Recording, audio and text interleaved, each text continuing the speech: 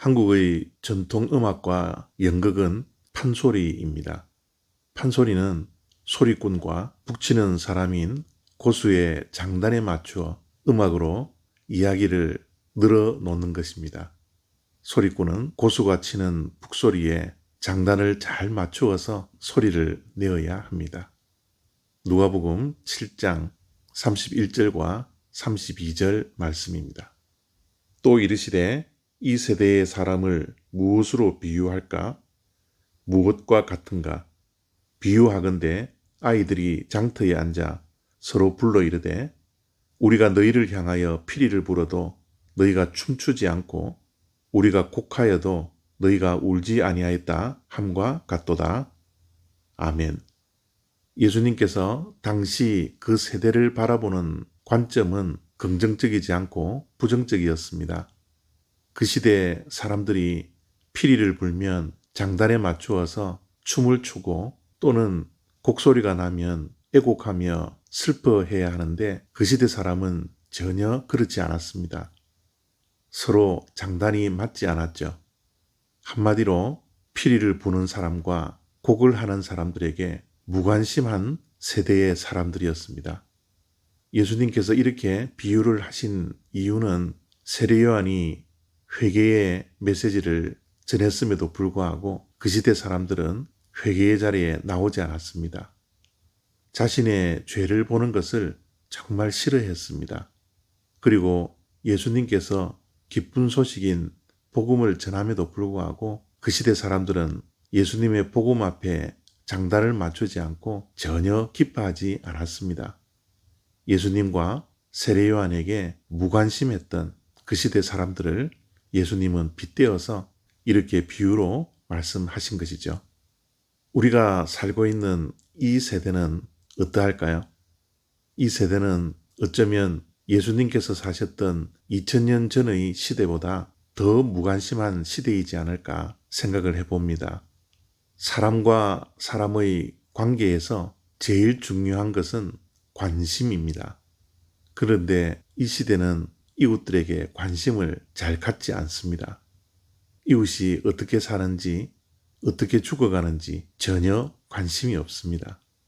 그래서 사람들은 사랑의 반대말이 미움이 아니라 무관심이라고 할 만큼 무관심은 정말 무서운 것입니다.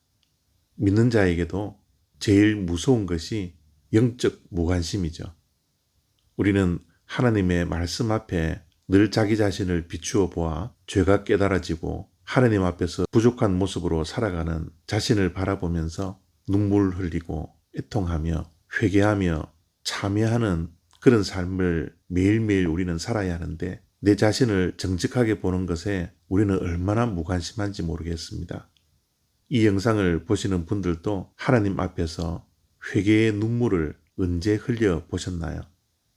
곡소리가 들려짐에도 불구하고 우리가 무관심해서 울지 않는 그런 세대의 사람들이지 않습니까? 또한 요즘 코비드-19로 인하여서 신앙적으로 정말 무감각해지는 모습을 우리가 볼 수 있습니다.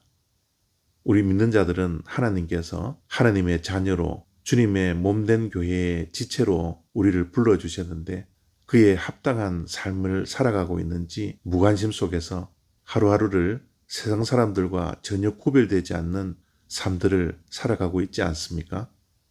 우리는 얼마나 교회에 관심이 있습니까? 우리는 얼마나 하나님의 말씀 앞에 머무는 것에 관심이 있습니까? 우리는 하나님 앞에 얼마나 나가서 기도하고 있습니까?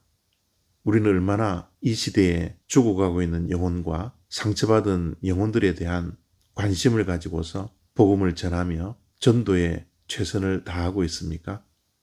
예수님께서 사셨던 그 시대가 영적인 무관심의 세대였지만 우리가 살고 있는 이 시대도 피리를 불어도 춤추지 않고 곡하여도 울지 않는 세대에 우리가 포함되어 있지 않습니까?